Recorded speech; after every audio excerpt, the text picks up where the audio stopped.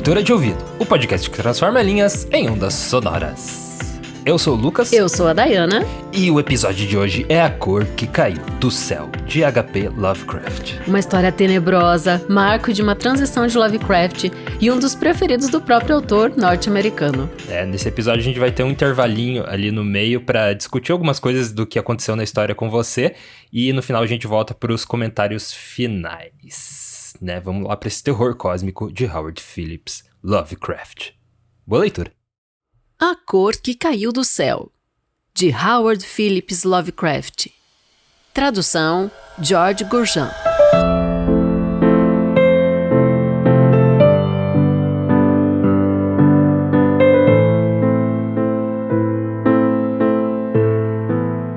A oeste de Arkham, as colinas se erguem virgens, e há vales profundos em que o machado jamais penetrou. Existem ravinas estreitas e escuras, onde as árvores assumem posturas fantásticas e correm pequenos regatos que jamais refletiram a luz do sol. Nas encostas mais suaves, há fazendas velhas e pedregosas, com casas acaçapadas cobertas de musgo, a meditarem eternamente nos segredos da Nova Inglaterra, abrigadas por grandes ressaltos, mas todas elas estão agora desabitadas. As amplas chaminés em ruínas e os lados cobertos de tabuinhas abaulando-se perigosamente sob os telhados baixos. Os velhos habitantes se foram e os forasteiros não gostam de viver lá. Tentaram-no os franco-canadenses, como também os italianos e os poloneses vieram e se foram. Não é devido a alguma coisa que possa ser vista e tocada, mas por algo que é imaginado. O local não é bom para a imaginação e não traz sonhos repousantes de noite. Deve ser isto que mantém os forasteiros à distância, pois o velho M. Peirce nada lhes contou do que ele se lembra daqueles dias estranhos. M., que há anos já não é certo da cabeça, é o único que ainda resta, ou que ainda fala daqueles dias estranhos. E ele só ousa fazê-lo porque sua casa está muito próxima dos campos abertos e das estradas em uso na região de Arkham. Antigamente existia um caminho entre as colinas e os vales, que desembocavam onde hoje é a Charneca Crestada. Mas o povo deixou de usá-la e construiu-se uma nova, que descreve uma ampla curva para o sul. Ainda se encontram traços da antiga estrada entre as ervas de um abandono crescente, e alguns desses traços certamente permanecerão quando metade das depressões forem inundadas para o novo reservatório. Então as florestas tenebrosas serão abatidas, e a Charneca Crestada dormirá no fundo das águas azuis, cuja superfície espelhará o céu e ondulará à luz do sol. E os segredos daqueles dias estranhos fundir-se-ão com os segredos das profundidades, com os arcanos do velho mar e de todos os mistérios da terra primeva.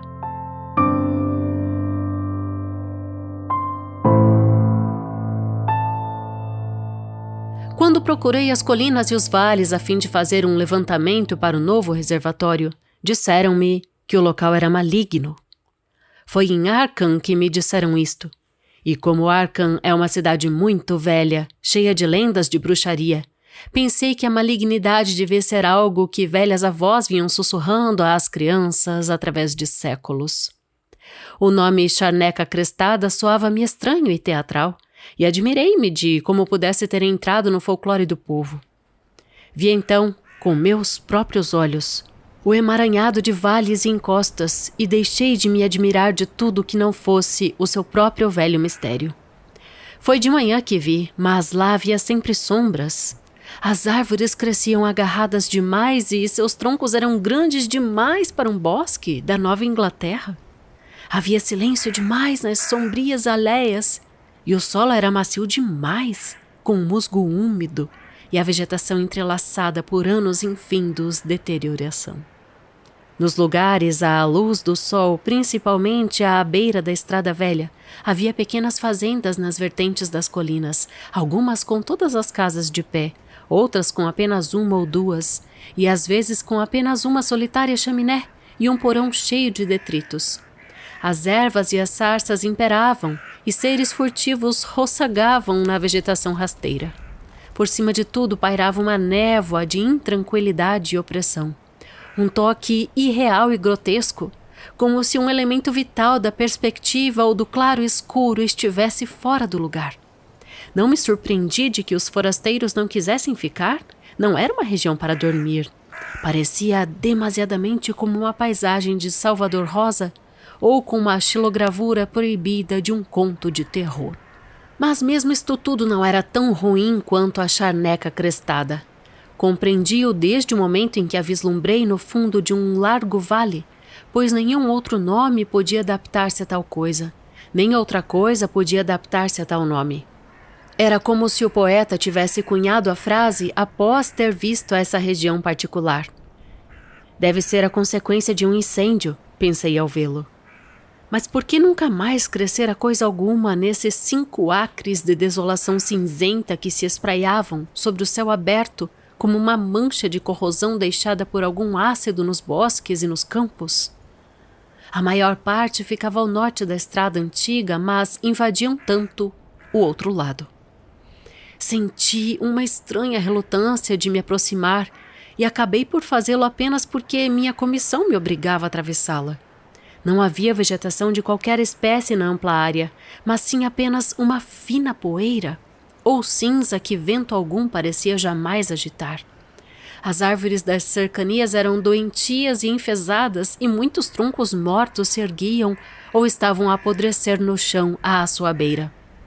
Ao caminhar apressado, vi os tijolos e pedras tombadas de uma velha chaminé e um porão à minha direita, bem como as fauces escancaradas de um poço abandonado, cujas emanações estagnadas produziam estranhos efeitos à luz do sol.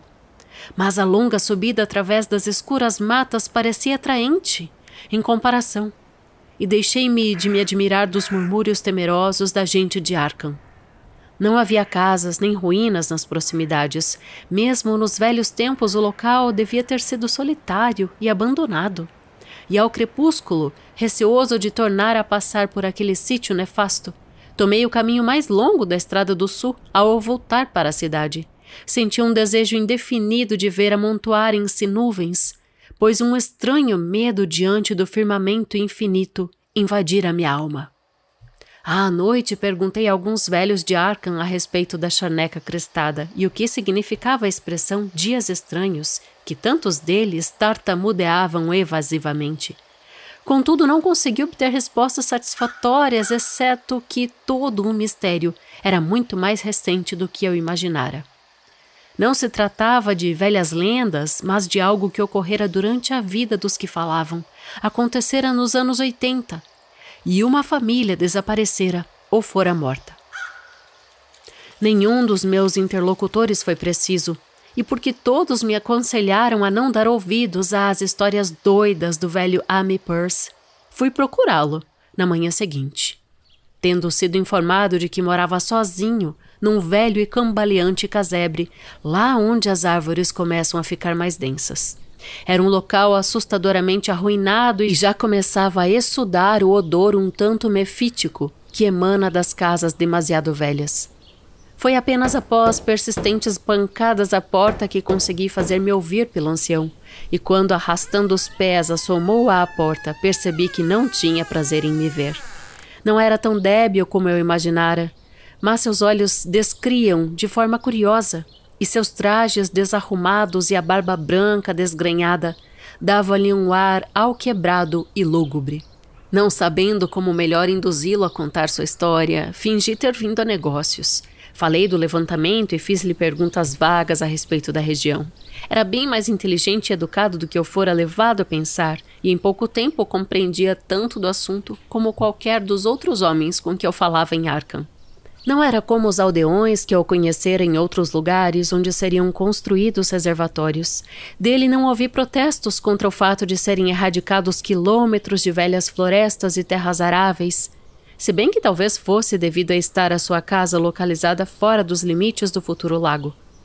Alívio era tudo quanto exibia, alívio diante do fim dos velhos e tenebrosos vales, através dos quais errara toda a sua vida. Era melhor que ficassem debaixo d'água desde os dias estranhos.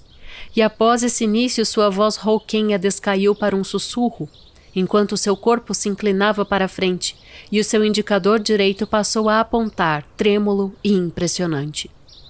Foi então que ouvi a história, e ao escutar a sua palavra divagante, áspera e sussurrante, tremi, e voltei a tremer, apesar do dia de verão. Muitas vezes tive que reconduzir o orador para o fio de sua narrativa, interpretar trechos científicos que ele conhecia apenas através da memória falha de um papagaio que repete as preleções de um professor, ou preencher lacunas quando seu sentido de lógica e continuidade sofria um colapso. Quando terminou, não me surpreendi que sua mente tivesse ficado afetada, ou que a gente de Arkham não gostasse de falar da charneca crestada. Apressei-me a voltar ao hotel antes do pôr do sol, pois não me apetecia ver as estrelas a surgir acima de mim, ao ar livre. E no dia seguinte voltei para Boston, a fim de renunciar ao meu posto. Não podia retornar àquele caos sombrio de florestas velhas e encostas, ou voltar a enfrentar a cinzenta charneca crestada, onde o poço negro escancarava a goela ao lado de tijolos e pedras tombadas. O reservatório será agora construído em breve, e os antigos segredos estarão a salvo sob braças d'água. Mas mesmo assim, não me apraz a ideia de visitar o local de noite, pelo menos não quando estiverem brilhando as sinistras estrelas, e nada me induziria a beber a nova água municipal de Arkham. Tudo teve início, disse o velho Amy, com um meteorito. Antes dessa época não corriam lendas fantásticas desde os tempos do julgamento das bruxas, e mesmo então os bosques do oeste não eram tão temidos como a pequena ilha de Miskatonic, onde o diabo presidia as reuniões ao pé de um curioso altar de pedras, mais antigo do que os índios. Não havia florestas assombradas e o crepúsculo fantástico jamais fora terrível antes dos dias estranhos. Foi então que, ao meio-dia, surgira a nuvem branca, a cadeia de explosões no ar e a coluna de fumaça vinda do vale nas entranhas da floresta.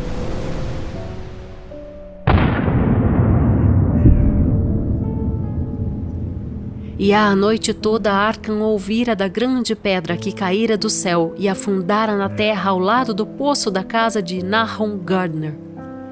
Era a casa onde mais tarde seria a Charneca Crestada.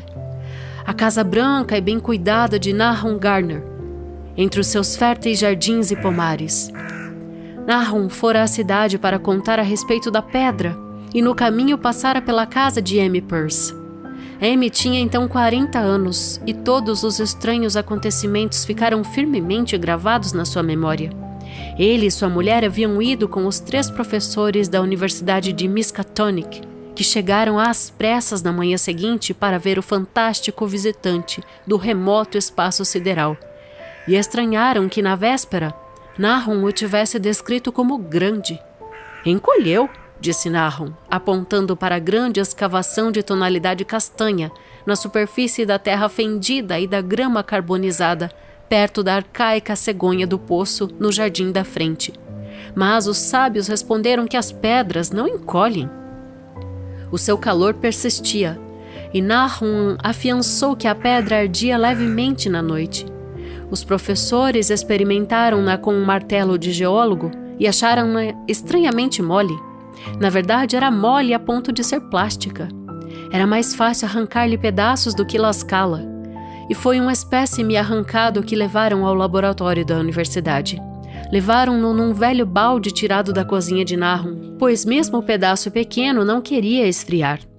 Na caminhada de volta, pararam na casa de Amy para a descansar e quedaram-se pensativos quando a Sra. Peirce observou que o fragmento estava ficando menor e queimando o fundo do balde. Na verdade, não era grande, mas talvez tivessem levado menos do que pensaram. No dia seguinte, tudo isso aconteceu em junho de 1882. Os professores tornaram a aparecer, grandemente alvoroçados. Ao passarem pela casa de Amy, contaram-lhe das coisas esquisitas que o espécime fizera e como desaparecera completamente ao ser colocado num recipiente de vidro. O recipiente se fora também, e os sábios homens falaram da afinidade da estranha pedra pelo silício. agira de forma inacreditável naquele laboratório bem organizado, não reagindo nem liberando gases oclusivos quando aquecido no carvão vegetal, mostrando-se inteiramente negativo na pérola do borato de sódio, pouco depois exibindo total não volatilidade em qualquer temperatura possível, inclusive a do maçarico de oxi-hidrogênio. Na bigorna mostrou-se de alta maleabilidade, e no escuro a sua luminosidade era pronunciada. Recusando-se obstinadamente a arrefecer, em breve toda a faculdade se achava num estado de verdadeiro alvoroço, e quando ao ser aquecido diante do espectroscópio, mostrou brilhantes faixas diferentes de todas as cores conhecidas do espectro. Falou-se ofegantemente de novos elementos, bizarras propriedades ópticas e outras coisas que cientistas intrigados costumam dizer quando face a face com o ignoto. Quente como estava, testaram o espécime num cadinho com todos os reagentes indicados. A água não o afetou, nem o ácido hidroclorídrico. O ácido nítrico e mesmo a aquarregia apenas chiaram e respingaram contra sua tórrida invulnerabilidade. M teve dificuldade em lembrar-se de tudo isso, mas reconheceu alguns dos solventes quando os mencionei na ordem costumeira de uso. Amoníaco e soda cáustica, álcool e éter, o nauseabundo disulfito de carbono e uma dúzia de outras substâncias. Mas, se bem que o peso diminuía constantemente à medida que o tempo passava e o fragmento parecia estar esfriando ligeiramente, não se percebia qualquer alteração nos solventes para mostrar que a substância fora atacada de todo. Contudo, não havia dúvida de que se tratava de um metal. Em primeiro lugar, era magnético, e após imersão nos solventes ácidos, deixava transparecer tênues traços das figuras de Windmanstatten encontradas em ferro meteórico. Quando o esfriamento se havia tornado considerável, as experiências continuaram em vidro, e foi num recipiente de vidro que deixaram todas as lascas tiradas do fragmento original durante o trabalho. Na manhã seguinte, tanto as lascas como o recipiente haviam desaparecido sem deixar vestígio, e apenas uma queimadura assinalava o lugar na estante de madeira onde haviam sido colocados.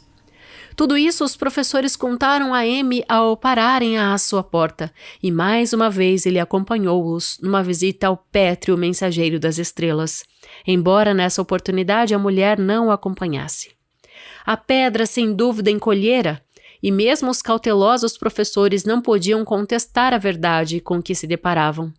Em torno do montículo minguante, perto do poço, havia um espaço vazio, exceto nos lugares em que a terra cedera. E ao passo que na véspera mediram uns bons 2 metros de diâmetro, agora mal excediam 1,5 metro. Ainda estava quente, e os sábios estudaram a sua superfície com curiosidade, ao separarem um outro pedaço, maior, com martelo e talhadeira. Desta vez apertaram profundamente e, ao separarem o fragmento menor, viram que o centro do objeto não era totalmente homogêneo. Haviam posto a descoberto o que parecia ser o lado de um grande glóbulo colorido engastado dentro da substância. A cor, que se assemelhava a algumas das faixas do estranho espectro do meteoro, era quase impossível de descrever, e apenas por analogia a chamavam de cor. Sua contextura era lustrosa, leves pancadas revelaram que era tanto quebradiço como oco. Um dos professores acertou-lhe uma pancada com um martelo e o glóbulo rebentou com um pequeno estalido nervoso. Nada resultou e a coisa toda desapareceu com a punctura, deixando atrás de si um espaço esférico vazio, cerca de 3 polegadas de diâmetro, e todos acharam provável que outros glóbulos seriam descobertos, à medida em que se esvanecia a substância circundante. Conjecturas de nada adiantavam. E assim, após uma tentativa inútil para encontrar outros glóbulos, por meio de punctura, os pesquisadores se foram com o seu novo espécime, que se revelou tão desconcertante no laboratório como o seu predecessor.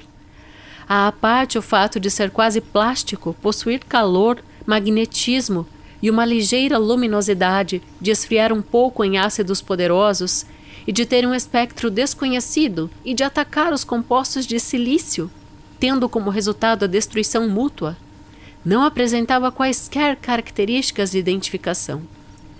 E, no fim dos testes, os cientistas da universidade viram-se obrigados a confessar que não sabiam classificá-lo. Não era deste mundo, mas um pedaço de outro universo, e, portanto, possuído de outras propriedades e obediente a outras leis.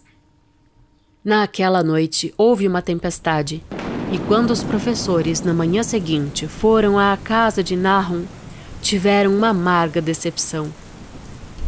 A pedra, por magnética que tivesse sido, devia ter tido alguma propriedade elétrica especial, pois atraíra o relâmpago, segundo se expressou Nahum com estranha persistência. Por 6 vezes no espaço de 1 hora, o fazendeiro viu raios acertando o suco no pátio da frente, e quando a tormenta havia passado, nada restara, senão uma cova irregular junto da velha cegonha do poço, parcialmente soterrada. De nada adiantavam as escavações, e os cientistas se certificaram do desaparecimento total. O fracasso foi completo, e nada havia a fazer senão regressar ao laboratório e voltar a testar o fragmento esvaecente, que fora deixado cuidadosamente envolto em chumbo. O fragmento durou 1 semana, e findo esse prazo nada de útil fora aprendido dele. Ao desaparecer, não deixou qualquer resíduo, e com o tempo os professores quase não mais podiam acreditar que realmente tinham visto, com seus próprios olhos, aquele vestígio críptico dos insondáveis abismos do espaço. Aquela mensagem solitária e fantástica de outros universos e outras regiões de matéria, força e entidade. Como era natural, os jornais de Arkham exploraram o incidente e seu patrocínio universitário e enviaram repórteres para falar com Nahum Gardner e sua família. Pelo menos um diário de Boston mandou também um jornalista, e Nahum, em pouco tempo, transformou-se numa celebridade local. Era um homem magro, jovial, de cerca de 50 anos, que vivia com a mulher e 3 filhos numa aprazível granja no vale. Ele e Amy se visitavam continuamente, e o mesmo faziam suas mulheres. E Amy não tinha para ele senão elogios depois de todos esses anos. Parecia orgulhar-se um tanto da atenção que sua casa atraíra, e nas semanas seguintes falava repetidamente do meteorito. Agosto e julho daquele ano foram quentes, e Nahum trabalhou duramente fazendo feno no seu pasto de 10 acres, em frente do córrego de Chapman. Sua carroça chocalhante abria sulcos profundos nas umbrosas veredas próximas. O trabalho cansava-o mais do que em outros anos. Já sentia os efeitos da idade. Em seguida veio a época da colheita. Vagarosamente as peras e maçãs amadureciam, e Nahum jurou que os seus pomares prosperavam como jamais.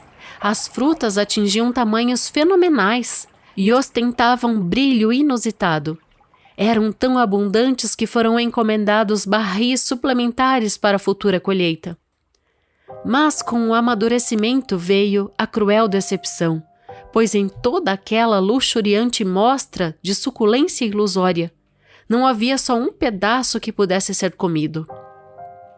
No delicado sabor de peras e maçãs, introduzira-se uma furtiva amargura e insalubridade, causando mesmo os menores pedaços prolongada náusea. O mesmo se deu com os melões, e Nahum compreendeu com tristeza que toda sua colheita estava perdida. Ligando os acontecimentos, afirmou que o meteorito envenenara o solo, e agradeceu a Deus por se achar a maioria das outras plantações em terras mais acima ao longo da estrada. O inverno chegou cedo e foi rigoroso. Amy via Nahum com menos frequência do que antes, e notou-lhe um ar de apreensão. Também o resto da família parecia ter se tornado taciturno e tinha deixado de ser constante nas suas visitas à igreja e no seu comparecimento aos vários acontecimentos sociais da região. Ninguém sabia determinar a causa dessa reserva ou melancolia, se bem que, vez por outra, toda a família se queixava da saúde e de estar atacada de uma vaga sensação de intranquilidade. Foi o próprio Nahum que se mostrou o mais preciso de todos ao dizer que certas pegadas na neve o deixavam desassossegado. Eram as costumeiras pegadas de inverno de esquilos vermelhos, coelhos brancos e raposas, mas o pensativo fazendeiro afirmava ver algo de errado na sua natureza e disposição. Jamais foi específico, mas parecia pensar que não eram tão características como deviam ser da anatomia e hábitos dos esquilos, coelhos e raposas. Amy ouvia suas palavras sem interesse, até passar certa noite de trenó pela casa de Nahum. A lua brilhava e um coelho atravessava a estrada, mas os saltos do animal eram longos demais para o gosto tanto que Amy como do seu cavalo. Este último, na verdade, ia se pondo em fuga, quando foi retido por uma rédea firme. A partir de então, Amy passou a ouvir as histórias de Nahum com mais respeito e cismava porque os cães de Gardner pareciam tão trêmulos e acovardados toda manhã. Segundo se soube, tinham perdido até o ânimo para latir. Em fevereiro, os rapazes MacGregor foram caçar marmotas e, perto da casa dos Gardner, abateram uma espécime muito peculiar. As proporções de seu corpo pareciam levemente alteradas, de um modo esquisito e impossível de descrever, ao passo que sua cara assumira uma expressão que ninguém jamais vira numa marmota. Os meninos ficaram verdadeiramente assustados e sem delongas jogaram fora o animal, de modo que apenas os seus relatos grotescos chegaram aos ouvidos da gente da região. Mas o passarinhar de cavalos perto da casa de Nahum tornara-se fato admitido. Há toda uma base para um ciclo de lendas sussurradas estava tomando forma. Havia gente que jurava que a neve em torno da casa de Nahum derretia mais rapidamente do que em qualquer outro lugar. E no princípio de março houve uma discussão aterrorizada no empório de Potter, em Clark's Corners. Stephen Rice passara pela casa dos Gardner de manhã e notara certas aráceas despontando através da lama entre as árvores do outro lado da estrada. Coisas de igual tamanho jamais haviam sido vistas e suas estranhas cores não podiam ser traduzidas em palavras. Sua forma era monstruosa e o cavalo bufou diante de um odor que impressionou Stephen como inteiramente sem precedentes. Naquela tarde, várias pessoas foram visitar as excrescências e todas concordaram em que plantas dessa espécie jamais deveriam ter surgido num mundo normal. As frutas ruins do outono passado foram mencionadas com frequência, e de boca em boca espalhou-se a notícia de que havia veneno nas terras de Nahum. Naturalmente, era um meteorito, e lembrando-se de como a pedra parecera estranha aos homens da universidade, alguns fazendeiros lhes falaram a respeito do assunto. Um dia foram visitar Nahum, mas pouco interessados em histórias fantásticas e folclore, foram muito conservadores em suas deduções. As plantas sem dúvida eram esquisitas, mas todas as aráceas são mais ou menos esquisitas em suas formas e matizes. Talvez algum elemento mineral da pedra tivesse penetrado no solo, mas em breve seria levado pelas águas. Quanto às pegadas e aos cavalos assustados, naturalmente não passava de conversa de camponeses, que um fenômeno como o aerolito inevitavelmente suscitaria. Na realidade, nada havia que homens sérios pudessem fazer diante de bisbilhotices absurdas, pois um campônio supersticioso é capaz de dizer e acreditar em tudo. E assim, por todos aqueles dias estranhos, os professores se conservaram afastados, cheios de desdém. Apenas um deles, ao receber, 1 ano e meio mais tarde, 2 frascos contendo poeira para análise, num caso policial, lembrou-se de que a cor esquisita das aráceas fora muito semelhante às anômalas faixas de luz mostradas pelo fragmento do meteoro no espectroscópio da universidade, e ao frágil glóbulo encontrado dentro da pedra, vinda do abismo. As espécimes nessa análise apresentaram, a princípio, as mesmas faixas estranhas, perdendo mais tarde essa propriedade. As árvores em torno da casa de Nahum floresceram prematuramente, e à noite balouçavam-se ao vento de forma sinistra. Tadeus, o segundo filho de Nahum, um rapaz de 15 anos, jurou que também balouçavam quando não havia vento. Mas nem os faladores acreditavam nisso. Contudo, era certo que havia intranquilidade no ar. A família Gardner toda adquiriu o hábito de escutar furtivamente, se bem que por som algum que pudessem definir conscientemente. Esse ato de escutar, na verdade, era mais um produto dos momentos quando a consciência parecia fugir em parte. Infelizmente, esses momentos cresciam de semana para semana, até que se tornou comum dizer que todos os Gardner estavam ruins. Quando nasceu a primeira saxífraga, ostentava outra cor estranha, não bem igual à das aráceas, mas claramente semelhante e igualmente desconhecida de todos. Nahum levou alguns botões para Arkham e mostrou-os ao editor da Gazette, mas aquele dignatário não fez senão escrever um artigo humorístico a respeito, em que os tenebrosos receios dos camponeses eram elegantemente ridicularizados. Foi um erro de Nahum contar um obstinado citadino como as monstruosas borboletas se comportavam em relação a essas saxífragas. Abril causou uma espécie de loucura entre a gente local, e foi então que se começou a deixar de usar a estrada que passava pela casa de Nahum, até o seu completo abandono. A culpa era da vegetação. Todas as árvores do pomar floresceram em cores estranhas, e através do solo pedregoso do pátio e do pasto adjacente, brotaram bizarras excrescências, que apenas um botânico poderia relacionar com a flora verdadeira da região. Não se viam cores normais e sadias, exceto na verde relva e na folhagem, mas em todo lugar existiam essas violentas variantes prismáticas de uma doentia tonalidade, que se encontrava lugar entre os matizes conhecidos na terra. As jarrinhas transformaram-se em sinistra ameaça, e as sanguinárias tornaram-se insolentes em sua perversão cromática. Amy e os Gardners achavam que a maioria das cores tinha uma espécie de familiaridade obcecante, e chegaram à conclusão de que fazia lembrar o frágil glóbulo no meteoro. Nahum arou e semeou o pasto de 10 acres e o terreno mais afastado, mas deixou em paz a terra em torno da casa. Sabia que de nada adiantaria e esperava que as estranhas plantas do verão sugassem toda a peçonha do solo. Estava preparado agora para praticamente tudo, e habituara-se à sensação da existência de algo nas proximidades que queria ser ouvido. O fato de ser sua casa evitada pelos vizinhos afetou-o naturalmente, mas afetou-lhe ainda mais a mulher. Os rapazes estavam em melhor situação, pois iam à escola todos os dias. Contudo, não podiam deixar de se assustar com o que se falava. Tadeus, um rapaz especialmente sensível, era o que mais sofria. Em maio chegaram os insetos, e o sítio de Nahum transformou-se num pesadelo de seres que zumbiam e rastejavam. As criaturas, na maioria, pareciam diferentes em seu aspecto e movimentos, e seus hábitos noturnos contradiziam todas as experiências anteriores.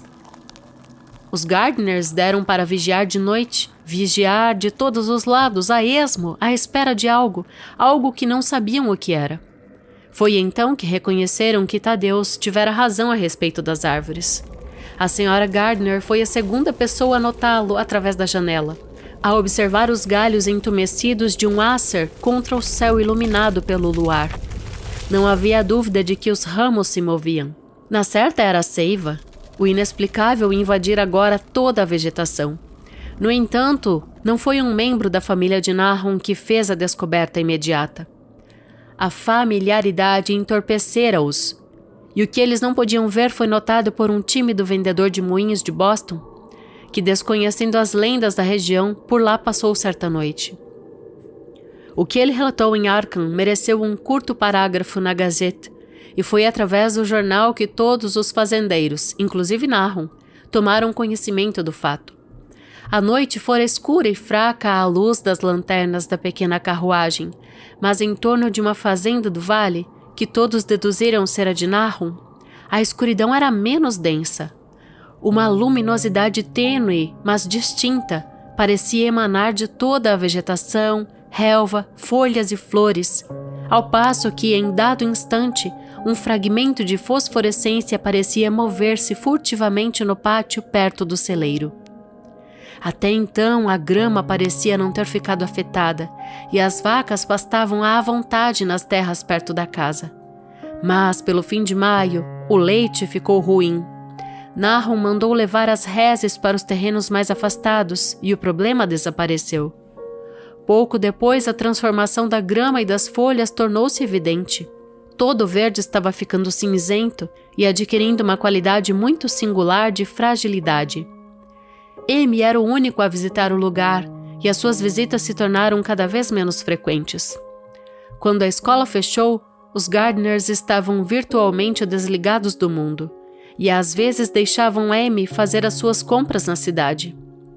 Pareciam estar degenerando, tanto física como mentalmente, e ninguém ficou surpreendido quando passou a circular a nova de que a Sra. Gardner havia enlouquecido.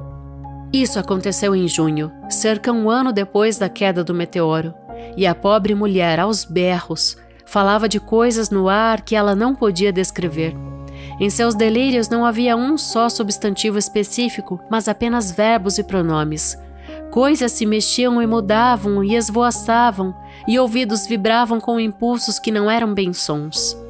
Algo estava sendo levado, estava sendo extraído dela, algo que não devia existir estava se agarrando a ela, alguém devia afastá-lo, nada ficava quieto de noite, as paredes e as janelas se moviam. Nahum não a internou no hospício municipal, mas deixou-a errar pela casa, enquanto não causasse mal a si mesma e aos outros. Mas quando sua expressão se alterou, ele nada fez. Mas quando os rapazes passaram a receá-la, e Tadeus quase desmaiou com as caretas que ela lhe fazia, Nahum decidiu trancá-la no sótão.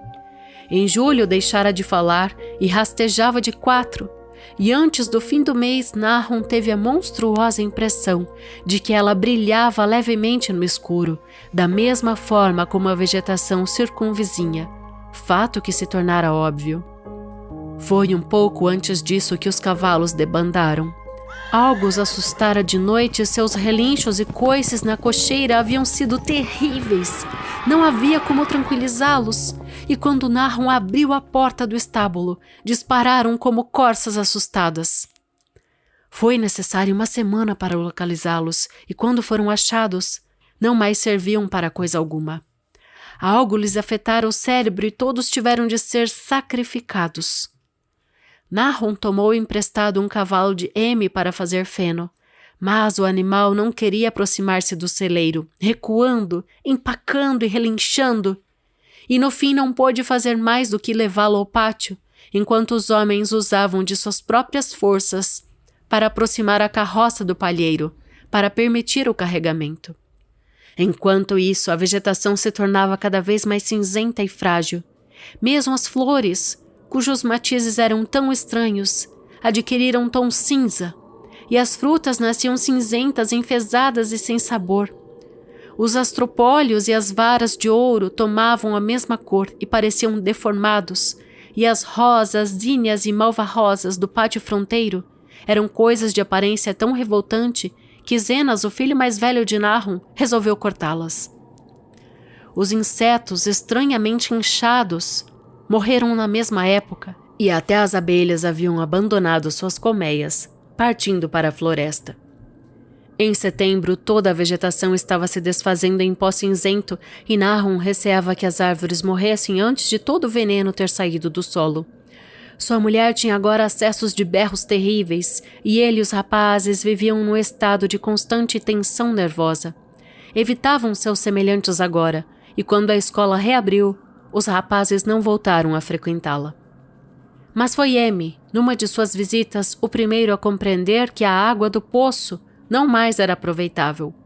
Tinha um sabor ruim que não era exatamente fétido, nem exatamente salgado, e Amy aconselhou o amigo a cavar um outro poço, em terreno mais alto, até que o solo voltasse ao normal. Nahum, porém, não deu atenção à advertência, pois àquela época já se acostumara a coisas estranhas e desagradáveis.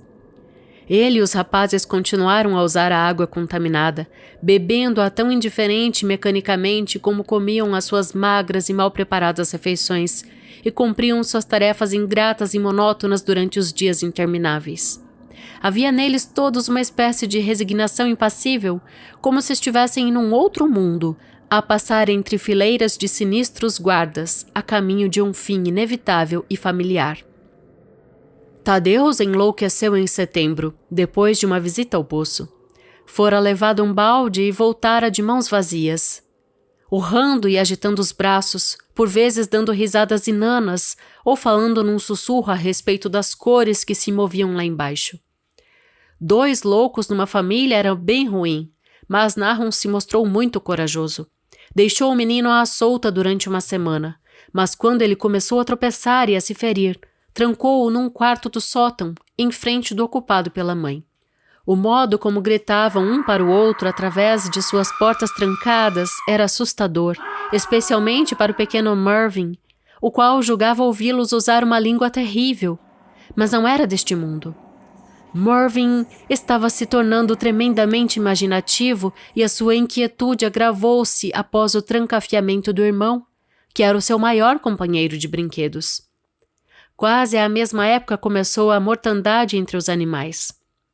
As aves tornavam-se cinzentas e morriam rapidamente. No talho, sua carne mostrou-se dura e fétida. Os porcos engordavam descomedidamente e de súbito passaram a sofrer transformações repelentes que ninguém podia explicar. Sua carne, naturalmente, era inaproveitável e Nahum não mais sabia o que fazer. Nenhum veterinário rural queria aproximar-se do lugar e o veterinário municipal de Arkham estava francamente perplexo. Os porcos começaram a ficar cinzentos e frágeis, desfazendo-se antes de morrer, e seus olhos e focinhos mostraram mudanças peculiares. O fato era inexplicável, pois jamais tinham sido alimentados com a vegetação contaminada. A seguir, algo atingiu as vacas. Certas áreas, ou às vezes o corpo todo, ficavam incrivelmente murchos ou compridos, e colapsos impressionantes e desintegração tornaram-se comuns. Na última fase, e o resultado era sempre a morte, ficavam cinzentas e frágeis como os porcos. Não era possível que se tratasse de veneno, pois todos os casos ocorreram num celeiro fechado, do qual ninguém se aproximava. Não foram mordidas que transmitiram o vírus, pois que animal da terra pode atravessar obstáculos sólidos? Devia tratar-se apenas de doença natural, mas ninguém podia sequer adivinhar a natureza da doença que pudesse causar tais estragos. Quando chegou a época da colheita, não havia um só animal vivo no local, pois o gado e as aves estavam mortas e os cachorros haviam fugido. Estes tinham desaparecido certa noite e jamais se voltou a ouvir deles. Os 5 gatos haviam partido antes, mas sua ausência mal foi sentida, já que parecia não haver mais ratos e apenas a senhora Gardner votava algum carinho aos graciosos felinos. No dia 19 de outubro, Nahum entrou cambaleante na casa de Amy, com notícias terríveis. A morte viera buscar o pobre Tadeus no quarto do sótão, e viera de uma forma que não podia ser relatada. Nahum abriu uma cova no pequeno cemitério cercado atrás da fazenda, e lá pusera o que havia achado. Nada poderia ter entrado de fora, pois a pequena janela gradeada e a porta trancada estavam intactas. Mas tudo era semelhante ao ocorrido no celeiro. Um terror violento parecia cercar os Gardner, e tudo quanto tocavam, e a mera presença de um deles na casa, era como um sopro de regiões sem nome e inomináveis. Foi com maior relutância que Amy acompanhou Nahum até a casa e fez o que pôde para acalmar o choro histérico do pequeno Mervyn. Zenas não precisava ser acalmado. Ultimamente não fazia senão olhar fixamente para o ar e obedecer às ordens do pai. E Amy achou que o destino se mostrara misericordioso com ele. Vez por outra, os gritos de Mervyn suscitavam uma resposta débil do sótão, e em resposta a um olhar inquiridor, Nahum disse que sua mulher estava ficando muito fraca. Ao cair da noite, Amy conseguiu fugir, mas mesmo a amizade poderia levá-lo a quedar-se naquele lugar, quando as plantas começassem a irradiar a sua fraca luminosidade e as árvores se pudessem a balouçar com ou sem vento. Amy tinha sorte em não ser mais imaginativo. Mesmo assim, sua mente ficou levemente afetada. Mas se tivesse podido relacionar e refletir sobre todos os presságios em seu torno, teria inevitavelmente ficado louco, furioso. Correu para casa no crepúsculo, os berros da louca e da criança nervosa ecoando horrendamente em seus ouvidos.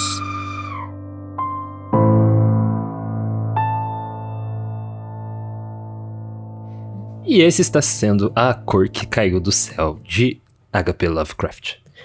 Olha, eu confesso que desse momento em diante do texto, eu comecei a ficar com muito medo. Desde a primeira leitura. E até quando eu narrei, eu fiquei com medo, sabia, Lucas? Que vai escalando, né? E muito. A gente já trouxe Lovecraft aqui e é sempre assim as histórias dele, né? Essa aventura de horror vai crescendo e crescendo e... né, você vai ver o que vai acontecer nos próximos capítulos. No final do episódio eu vou listar todas as obras dele que a gente já trouxe no podcast, a gente vai falar da biografia, então você tem que ficar até o final.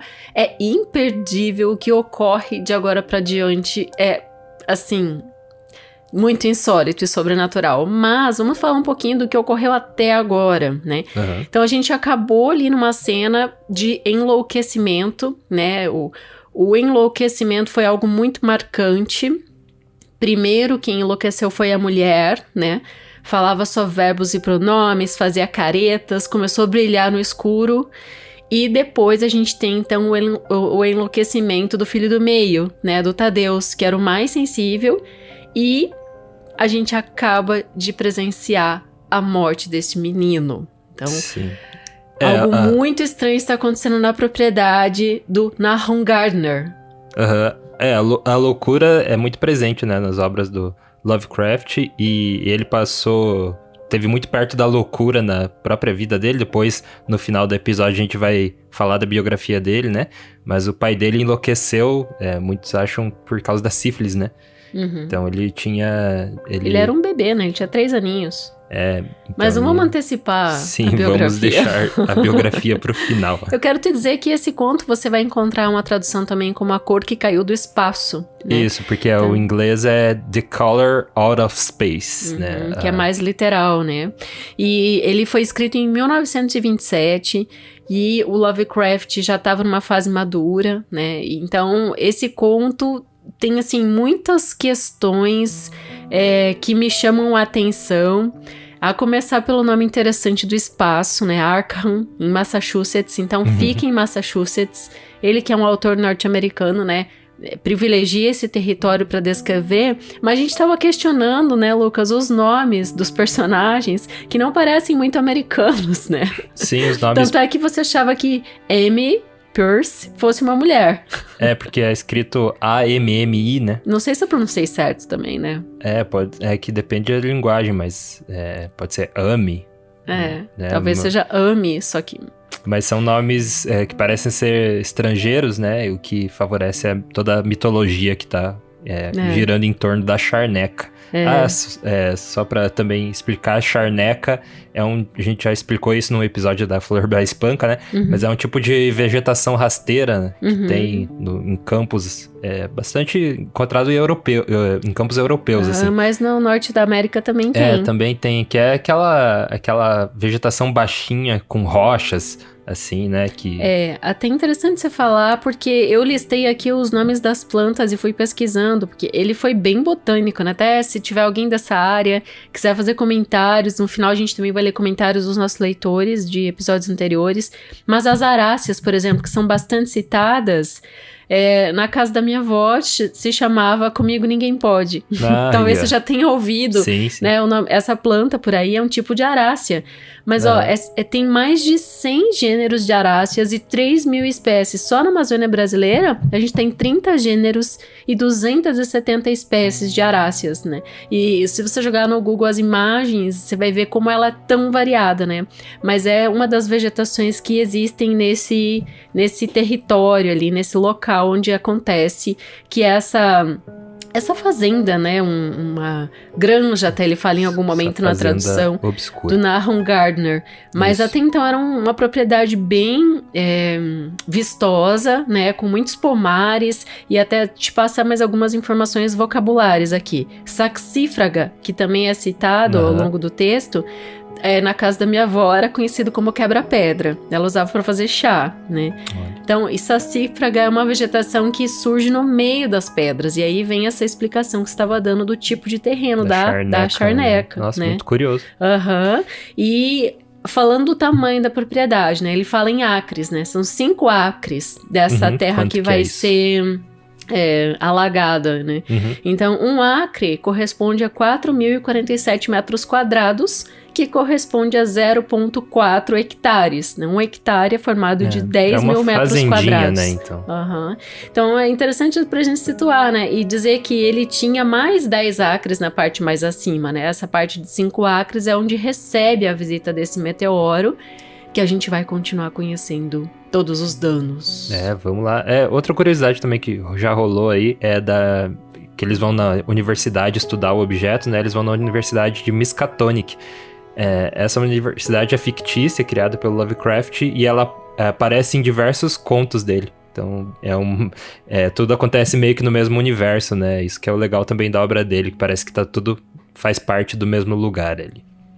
Então vamos lá, vamos voltar pra história e a gente vê no final do episódio. Boa leitura.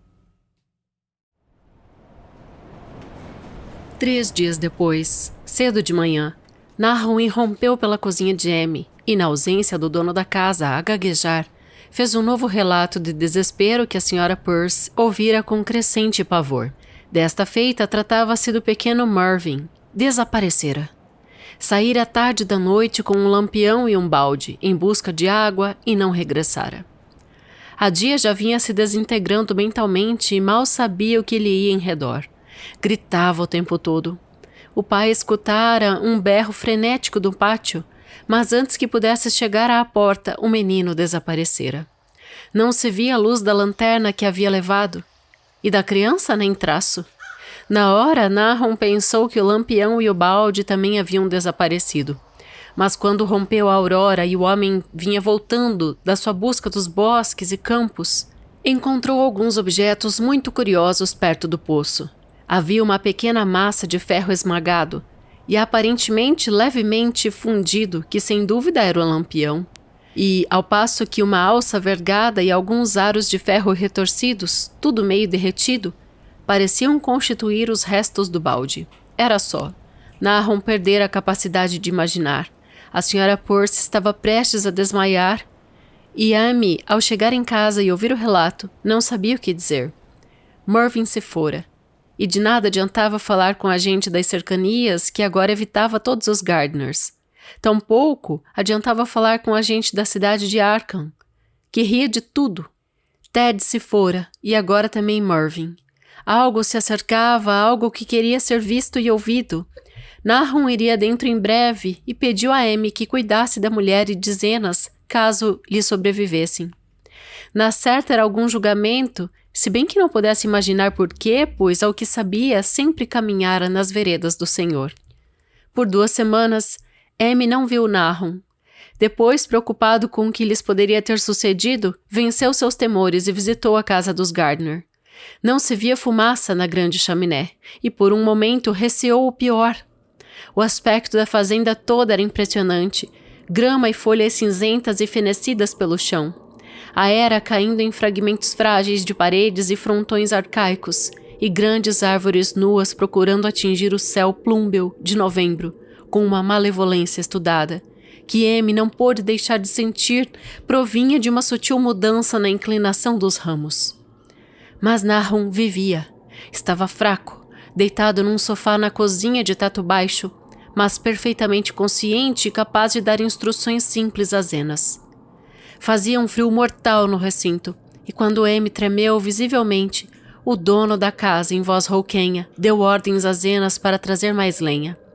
Na verdade, a lenha era urgentemente necessária, pois a cavernosa lareira estava apagada e vazia, e uma nuvem de fuligem esvoaçava com o vento que descia pela chaminé. Pouco depois, Nahum perguntou se a lenha o fizera sentir-se mais confortável, e então Amy compreendeu o que acontecera. A corda mais resistente rompera-se por fim, e o cérebro do infeliz fazendeiro estava imune contra novas aflições. Interrogando-o cuidadosamente, Amy não conseguiu obter informações claras acerca do desaparecido Zenas. No poço? Ele vive no poço. Era tudo quanto o nubliado pai repetia. Um pensamento súbito a respeito da esposa louca atravessou a mente de Amy, e ele mudou a tática de suas perguntas. Neb? Ora, aqui está, foi a resposta surpreendida de Nahum, e Amy compreendeu que ele mesmo teria de procurá-la. Deixando o pobre homem a balbuciar coisas sem nexo, tirou as chaves dependuradas num prego ao lado da porta e subiu a escada rangente até o sótão. O ar em cima era abafado e fétido, e não se ouvia qualquer ruído. Das 4 portas à vista, apenas uma estava trancada, e ele experimentou várias das chaves de argola que apanhara. A terceira chave era certa, e após algumas tentativas, Amy abriu a porta branca e baixa. Lá dentro estava escuro, pois a janela era pequena e semi-obscurecida pelas toscas barras de madeira.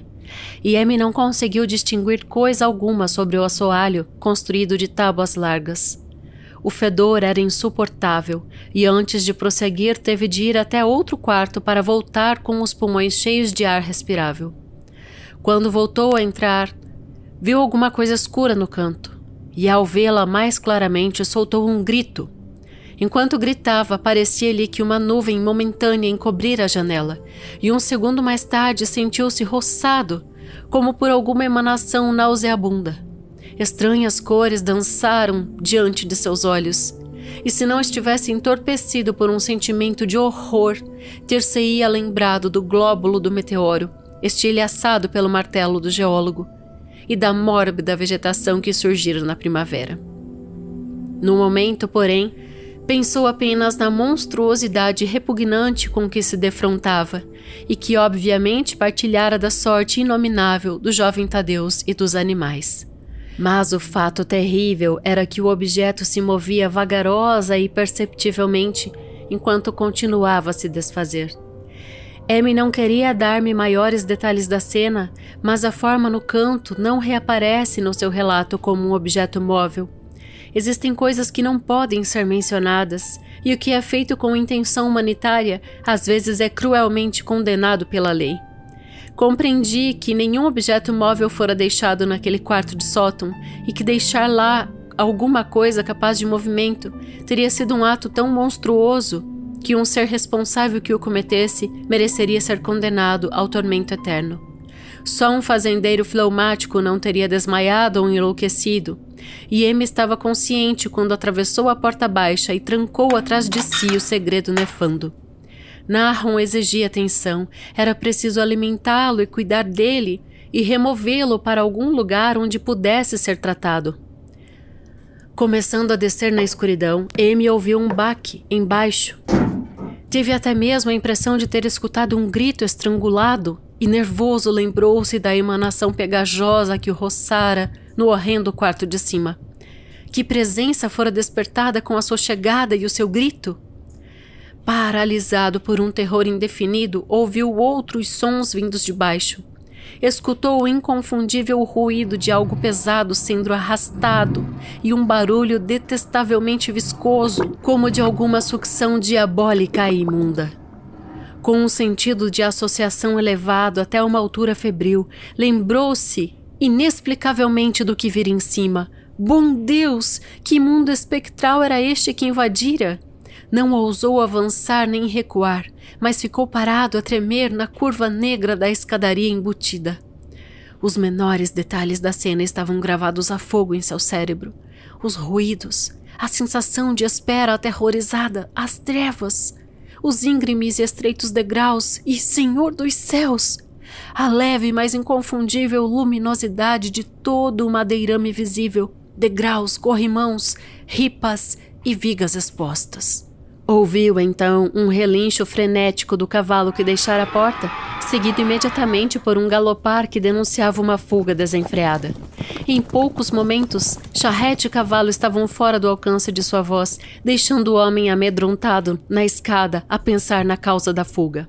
Mas isto não era tudo. Ouvira-se um outro ruído lá fora, uma espécie de pancada líquida. Água! Devia ter sido o poço. Deixara herói desamarrado perto do poço, e uma roda de charrete devia ter roçado a amurada e derrubado outra pedra. E a pálida fosforescência continuava a emanar daquele detestável madeirame antigo. Senhor, como era velha a casa! Na maior parte construída antes de 1670, e o telhado de mansarda não mais tarde do que 1730. Ouvia-se agora distintamente um leve arranhar no assoalho do rés do chão, e Amy crispou a mão em torno da pesada vara que apanhara no sótão, com algum propósito. Recobrando o ânimo aos poucos, terminou a descida e dirigiu-se resolutamente para a cozinha. Mas não completou a caminhada, pois aquilo que procurava não mais se achava lá. Viera ao seu encontro e de certa forma ainda vivia. Se viera rastejando ou se for arrastado por forças externas, Amy não podia distinguir, mas a morte ali estivera. Tudo acontecera na última meia hora, mas o colapso, a cor cinzenta e a desintegração estavam bem adiantados. A deterioração era horrenda e fragmentos secos estavam se descamando. Amy não teve coragem para tocar a coisa, mas olhou horrorizado para a paródia que fora um rosto. — Que foi, Nahum? Que foi? Sussurrou, e os lábios rachados e entumecidos mal conseguiram balbuciar uma última resposta. Nada, nada. A cor queima. Fria e molhada, mas queima. Vivia no poço, eu vi. Uma espécie de fumaça. Igual às flores da última primavera, o poço brilhava de noite. Ted, Mervyn, Zenas, tudo quanto vivia. Sugando a vida de tudo, naquela pedra. Deve ter vindo naquela pedra e envenenou tudo, não sei o que quer. Aquela coisa redonda que os homens da universidade tiraram da pedra, quebraram ela. Era da mesma cor, a cor das flores e das plantas. Deve ter havido mais. Sementes, elas cresceram. Vi pela primeira vez esta semana, deve ter pegado os zonas de jeito. Era um rapaz grande, cheio de vida. Pega o cérebro da gente e não larga mais, queima a gente, na água do poço. Você tinha razão, água ruim. Zenas não voltou do poço, não se pode fugir, pega a gente. Mesmo sabendo que a coisa está vindo, não se pode fugir. Vi muitas vezes desde que Zenas foi agarrado. Onde está Neb, Amy? Minha cabeça está ruim. Não sei quando foi a última vez que lhe dei comida. Ela também se vai se a gente não toma cuidado. Só uma cor. A cara dela vai ficando daquela cor, às vezes de noite, e queima e suga. Vem de algum lugar onde as coisas não são como aqui. Foi um dos professores que disse, ele tinha razão. Cuidado, Amy. Vai acontecer mais alguma coisa. Suga a vida. E isto foi tudo. Aquilo que falara não podia falar mais porque acabara de se desintegrar. Amy pôs uma toalha de mesa de xadrez vermelho sobre o que restara e saiu cambaleando pela porta dos fundos para o campo. Subiu a encosta até o pasto e aos tropeços foi para casa pela estrada do norte e a floresta. Não se sentia com ânimo de passar pelo poço de onde fugira seu cavalo. Olhara pela janela e vira que não faltava uma só pedra da amurada. Isso queria dizer que a charrete não deslocara coisa alguma. Afinal, a causa da pancada na água fora outra. Algo que entrou no poço depois de ter dado cabo do pobre Nahum. Quando Amy chegou em casa, o cavalo e o carro já haviam chegado, deixando sua mulher presa da maior ansiedade. Tranquilizando assim maiores explicações, pôs-se imediatamente a caminho de Arkham e informou às autoridades de que a família Gardner não mais existia. Não ofereceu detalhes, mas apenas deu conhecimento das mortes de Nahum e Neb. A de Tadeu já era conhecida, e mencionou que a causa parecia ser o estranho mal que exterminara os animais. Declarou também que Mervyn e Zenas haviam desaparecido. O interrogatório do posto policial foi cerrado e, por fim, Amy foi obrigado a acompanhar 3 guardas até a casa dos Gardner, juntamente com o magistrado especial, o médico legista e o veterinário, que tratara dos animais doentes. Seguiu muito contra a vontade, pois a tarde estava adiantada e ele temia o cair da noite naquela casa maldita, mas sentiu-se até certo ponto confortado por estar em companhia de tanta gente. Os 6 homens seguiram numa carroça atrás da charrete de Amy e chegaram à fazenda infestada cerca das 4 horas.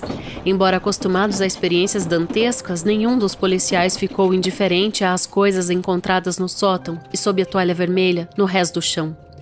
Todo o aspecto da fazenda em sua desolação cinzenta já era terrível bastante, mas aqueles 2 objetos deteriorados excediam a tudo. Ninguém conseguiu fitá-los por muito tempo, e mesmo o médico legista admitiu que havia muito pouco para ver. Os espécimes podiam naturalmente ser analisados e, portanto, ele se dedicou a obtê-los. E mais tarde, ocorreu um intrigante episódio no laboratório da universidade, para onde foram finalmente levados os 2 frascos contendo pó. Sob o espectroscópio, ambas as amostras apresentaram um espectro desconhecido, no qual muitas das esquisitas faixas eram exatamente iguais às que o estranho meteoro apresentara no ano anterior.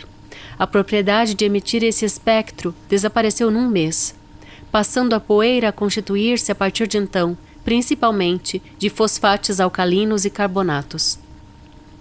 M nada teria revelado a respeito do poço se soubesse que os homens estavam dispostos a ocupar-se dele imediatamente.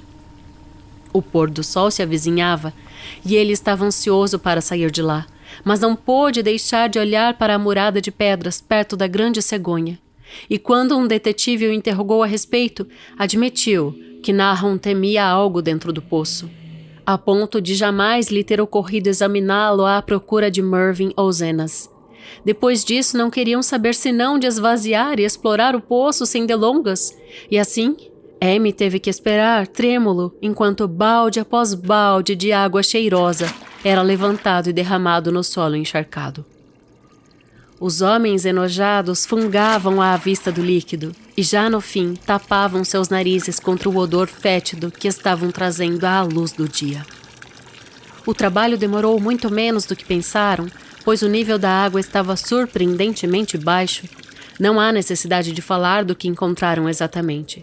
Mervyn e Zenas estavam ambos lá, em parte, embora os vestígios fossem principalmente esqueléticos. Encontraram também um pequeno veado e um cachorro grande, aproximadamente no mesmo estado, e um grande número de ossos de animais pequenos.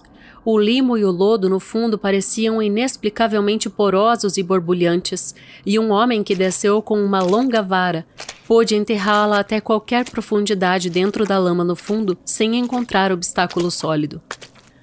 O crepúsculo caíra agora, e lampiões foram trazidos da casa. Depois, quando viram que nada mais obteriam do poço, todos foram para dentro conferenciar na velha sala de estar, enquanto a luz intermitente do espectral meia-lua derramava-se palidamente sobre a desolação cinzenta lá fora.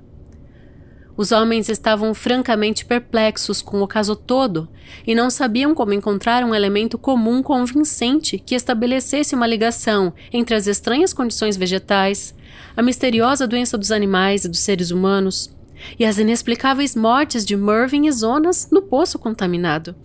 É verdade que ouviram o que dizia o pessoal da região, mas não podiam acreditar que houvesse ocorrido algo contrário às leis da natureza. Sem dúvida, o meteoro envenenara o solo, mas a doença das pessoas e animais, que nada comeram do que fora plantado naquele solo, era outra coisa. Teria sido a água do poço? Bem possível. Talvez fosse uma boa ideia analisá-la. Mas que espécie de loucura poderia ter levado os 2 rapazes a saltarem no poço? Seu ato foi tão semelhante, e os fragmentos mostravam que ambos sofriam da morte cinzenta.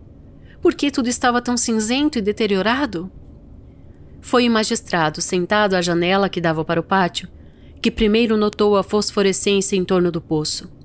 A noite caíra plenamente, e todo o horrendo local parecia levemente luminoso, não apenas graças aos incertos raios de luar. Esse novo fulgor era algo de definido e distinto e parecia emanar do poço negro, como a luz abafada de um holofote, com reflexos opacos nas pequenas poças da água despejada. Sua cor era muito esquisita, e quando todos os homens se agruparam junto à janela, Amy teve um sobressalto violento, pois as estranhas irradiações do horrendo miasma eram de um matiz que não lhe era desconhecido. Vira essa cor anteriormente e temira o que ela pudesse significar. Vira-a no frágil glóbulo do aerolito, que há 2 verões na repelente vegetação da primavera, e pensara tê-lo visto por um momento naquela mesma manhã, na pequena janela gradeada daquele terrível quarto de sótão onde havia ocorrido coisas inomináveis. Resplendera ali por um segundo e a seguir sentia-se roçado por uma emanação viscosa e nojenta. E depois o pobre Nahum fora destruído por alguma coisa da mesma cor. Foi o que ele dissera no fim, que haviam sido o glóbulo e as plantas. A seguir viera a fuga do pátio e o ruído no poço, e agora esse poço lançava noite adentro um raio pálido e insidioso da mesma cor demoníaca. Merece louvor a agudeza da inteligência de M, por estar, mesmo naquele momento tenso, a refletir sobre um ponto de natureza essencialmente científica. Não podia deixar de se admirar de ter obtido impressão idêntica de que uma emanação em pleno dia, diante de uma janela aberta para o céu matinal, e de uma exalação noturna, vista como uma neblina fosforescente contra uma paisagem negra e crestada. Não estava certo, era contra a natureza, e ele recordou-se das últimas e terríveis palavras do amigo moribundo. Vem de algum lugar onde as coisas não são como aqui. Foi um dos professores que disse. Todos os 3 cavalos amarrados a um casal de árvores ressequidas perto da estrada estavam agora relinchando e escoiceando freneticamente. O condutor do carro encaminhou-se para a porta a fim de tomar alguma providência. Mas M colocou-lhe a mão trêmula no ombro. Não vá lá, sussurrou. Tem coisas que a gente não conhece. Nahum disse que alguma coisa vivia no poço que suga a vida. Ele disse que devia ser alguma coisa que cresceu de uma bola redonda como aquela que vimos no meteoro, que caiu fez 1 ano em junho. Suga e queima, disse ele. E não é mais que uma nuvem de cor como aquela luz lá fora, que quase não se vê e que ninguém sabe o que é. Nahum pensava que ela se alimenta de tudo que é vivo e vai ficando cada vez mais forte. Ele disse que viu na semana passada. Deve ser alguma coisa lá de longe no céu, igual à pedra do meteoro, como disseram os homens da universidade no ano passado. Não é do feitio das coisas do mundo de Deus, é alguma coisa de outro lugar. E assim, os homens pararam indecisos, enquanto a luz do poço tornava-se cada vez mais intensa e os cavalos amarrados escoiceavam e relinchavam numa excitação cada vez maior. Foi verdadeiramente um momento horrendo, com o terror reinando dentro daquela casa velha e amaldiçoada. 4 monstruosas pilhas de fragmentos, 2 da casa e 2 do poço, no alpendre dos fundos. E aquele raio de iridescência desconhecida e medonha nas profundezas lodosas em frente da casa. M detivera o condutor movido por um impulso, esquecendo-se de que ele mesmo saíra intacto do encontro com o vapor colorido no quarto do sótão. Mas é provável que tivesse agido bem. Ninguém jamais saberá o que rondava a casa naquela noite. E se bem que a maldição do além não tivesse, até então, atacado algum ser humano que não estivesse com a mente já debilitada, não se podia prever o que faria no último momento, com sua força aparentemente aumentada e com os sinais da sua intenção que brevemente veríamos, sob o céu meio nublado e enluarado. Subitamente, um dos detetives perto da janela teve um sobressalto abrupto. Os outros fitaram-no e rapidamente seguiram-lhe o olhar para cima, onde por acaso fora cair. Não havia necessidade de palavras. O que fora discutido em conversas locais já não era mais discutível, e é por causa daquilo que todos em sussurros afirmaram ter visto, que jamais se fala dos dias estranhos em Arkham. É necessário deixar claro, antes de mais nada, que não havia vento naquela hora da noite. Ventou mais tarde, mas aquele momento era de absoluta calmaria. Mesmo as pontas secas das plantas cinzentas e doentias e a franja da coberta da carroça estavam imóveis. E não obstante, em meio a essa calmaria tensa e demoníaca, moviam-se os galhos nus de todas as árvores do pátio. Contorciam-se mórbida e espasmodicamente procurando alcançar as nuvens enluaradas, numa loucura convulsiva e epilética, arranhando impotentes o ar peçonhento como que articuladas por uma linha de comunicação com horrores subterrâneos que se retorciam e debatiam debaixo de suas negras raízes. Durante vários segundos ninguém sequer respirou. Depois uma nuvem de tom mais escuro devorou a lua e a silhueta de galhos desapareceu momentaneamente. O fato provocou uma exclamação geral, abafada pelo terror mais rouca e quase idêntica. Pois o pavor não desapareceu com a silhueta, e num instante horrível de escuridão profunda, os observadores viram, à altura das copas das árvores, 1000 pequenos pontos de radiação fraca e fantasmagórica, encimando cada ramo como o fogo de São Telmo ou as chamas que desceram as cabeças dos apóstolos em Pentecoste. Era uma constelação monstruosa de luz desnatural, com um enxame de vagalumes entumecidos de carniça, a dançarem sarabandas infernais num pântano monstruoso, e a sua cor era a mesma intrusão inominável que Amy aprendera a reconhecer e a recear. Durante todo esse tempo, o facho de fosforescência do poço tornava-se cada vez mais intenso, invadindo as mentes dos homens encolhidos com uma sensação de perdição e anormalidade que excedia de muito qualquer imagem de suas consciências poderiam formar. A luz não mais estava emanando do poço, e sim derramando-se para fora. E à medida que a corrente informe de cor não identificável saía do poço, parecia fluir diretamente para o céu. O veterinário estremeceu e foi até a porta da frente para reforçá-la com a barra de ferro especial. Amy não tremia menos. Faltando-lhe a voz, teve que cutucar e apontar quando queria chamar a atenção para a crescente luminosidade das árvores. O relinchar e espernear dos cavalos tornava-se assustador. Mas nenhuma só alma do grupo na velha casa ter-se-ia aventurado a sair, por qualquer recompensa material. Com a passagem dos minutos, a luminosidade das árvores aumentou, enquanto seus ramos agitados pareciam cada vez mais procurar atingir a verticalidade. A madeira da cegonha do poço brilhava agora, e daí a pouco um oficial apontava mudo para alguns alpendres de madeira e colmeias perto do muro de pedras, ao lado oeste. Estavam começando a brilhar, se bem que os veículos dos visitantes parecessem ainda inafetados. Depois houve uma violenta comoção e o ruído de cascos na estrada. E quando Amy apagou o lampião para ver melhor, compreenderam que a frenética parelha quebrara a árvore e ia fugindo com a carroça. O choque soltou as línguas de alguns e houve uma troca de sussurros embaraçados. "A coisa atinge tudo que é orgânico", murmurou o médico legista. Ninguém respondeu, mas o homem que estivera no poço deu a entender que despertara algo de intangível com a vara. "Foi horrível", acrescentou ele. "Não tinha fundo, apenas iodo e bolhas e a sensação do alguma coisa espreitando lá embaixo." O cavalo de Amy continuava a espernear e a urrar de forma ensurdecedora lá na estrada, quase abafando a voz trêmula de seu proprietário, que tartamudeava suas reflexões incoerentes. "Veio daquela pedra, cresceu lá embaixo, pegou todos os seres vivos, sugava-lhes corpo e alma.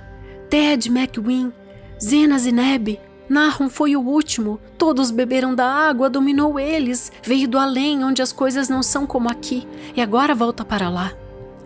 Nesse momento, enquanto a coluna de cor misteriosa começava a brilhar com mais intensidade, formando contornos fantásticos, mais tarde descritos de maneira diferente por todos os espectadores, o pobre herói amarrado emitiu um som que homem algum já ouviu ou ouvira, provindo de um cavalo. Cada uma das pessoas naquela pequena sala tapou os ouvidos, e Amy virou as costas à janela, dominado pelo horror e pela náusea. Não há palavras para descrevê-lo. Quando Amy tornou a olhar para fora, o infeliz animal estava caído no solo, coberto de luar, entre as lanças estilhaçadas da charrete. Este foi o fim de herói, até que o enterraram no dia seguinte. Mas no momento não havia tempo para choros, pois naquele mesmo instante um detetive silenciosamente chamou atenção para algo terrível dentro do próprio quarto. Na ausência da luz de lampião, uma leve fosforescência começara a invadir todo o recinto. Brilhava nas tábuas largas do assoalho e no fragmento de tapete. Bruxuleava nos caixilhos das pequenas vidraças, subia e descida pelas vigas expostas e coruscadas sobre a estante e o consolo da lareira, e contaminava até as próprias portas e a mobília. Aumentava minuto em minuto e por fim tornou-se claro que os seres vivos normais tinham de abandonar a casa. Amy mostrou-lhes a porta dos fundos e o caminho através dos campos até o pasto de 10 acres. Andando e cambaleando como em sonho, não ousaram olhar para trás até estarem bem no alto.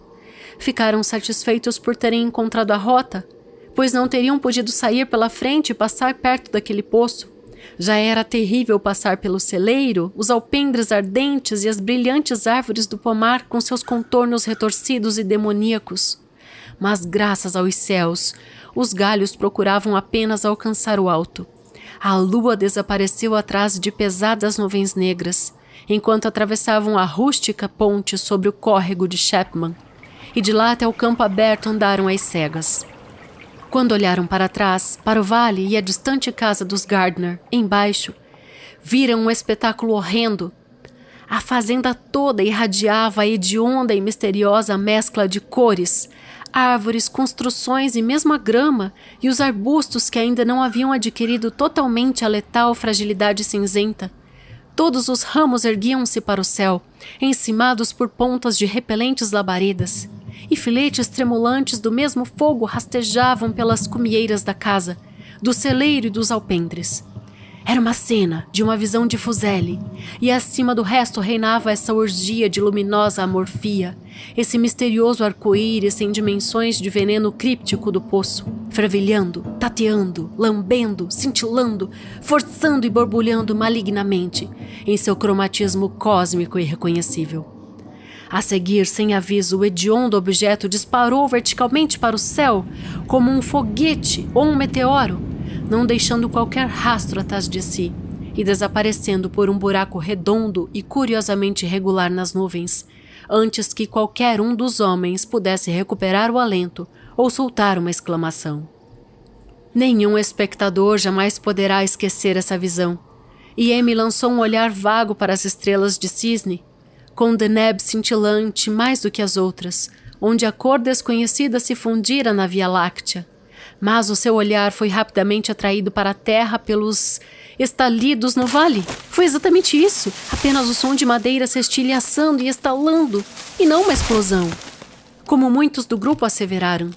Mas o resultado foi o mesmo, pois num instante febril e caleidoscópico, jorrou daquela fazenda condenada e maldita um cataclismo brilhante, eruptivo de fagulhas e substância que não eram deste mundo, cegando o olhar dos poucos que o viram e enviando ao zênite uma chuva de fragmentos tão fantásticos e coloridos que o nosso universo precisa repudiá-la.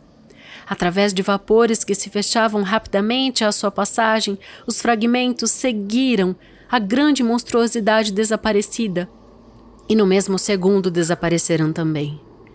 Atrás e embaixo só havia as trevas, às que os homens não ousavam regressar, e em torno deles soprava um vento crescente que parecia levar-lhes rajadas negras e gélidas do espaço sideral. Gemia e uivava flagelando os campos e 3 bosques deformados num louco frenesi cósmico, até que o trêmulo grupo compreendeu ser inútil esperar a volta da lua para mostrar o que restara das terras de Nahum. Por demais amedrontados para sequer pensar em teorias, os 7 homens a tremer voltaram para Arkham, pela estrada do norte. Amy estava pior do que os seus companheiros. Implorou-lhes para acompanhá-lo até sua cozinha, ao invés de seguirem diretamente para a cidade. Não queria atravessar sozinho os bosques enfesados e castigados pelo vento até sua casa na estrada principal, pois tiveram um choque de que os outros haviam sido poupados, e ficou esmagado para sempre por um medo sombrio que ele não ousou mencionar durante anos.